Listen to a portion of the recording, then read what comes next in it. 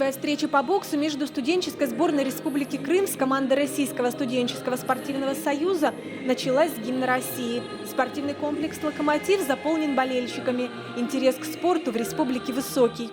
Это матч-встреча между сборными студентов России и сборной Крыма. Значение какое имеет, что это объединение боксеров Крыма, объединение боксеров Российского студенческого спортивного союза всей России. Это боксеры со всей России собрались здесь, начиная от Ростова, Самары, и Казани и других городов. Это объединение. Здесь как крымские татары боксируют, 3 боксера, казанские татарин боксируют, также все наши русские боксеры всех наций. На ринге лучшие боксеры студенческой сборной страны, 10 весовых категорий и 10 боев. В команде хозяев 4 крымских татарина. Конечно, я горд за себя, за свою национальность, за крымских татар, потому что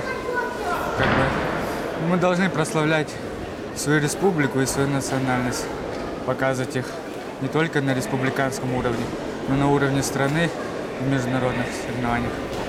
Для Рустема Мустафаева и остальных крымских спортсменов этот турнир – шанс попасть в сборную России, а для тренеров – показать воспитанникам, куда следует расти. Самое главное, что завтра к нам приведут, к тренерам приведут, на этот вид спорта приведут родители своих детей, чтобы они занимались этим видом спорта. Вот это проводится именно для того, чтобы была популяризация нашего вида спорта. Это бокс. Эта матчевая встреча – первое спортивное событие в Крыму, организованное при участии татарских бизнесменов и общественности из Тюмени и Казани. В дальнейшем поддержка продолжится. Спортивные объекты в республике нуждаются в обновлении. София Хайруллина, Рамиль Нигматуллин, ТНВ, Симферополь.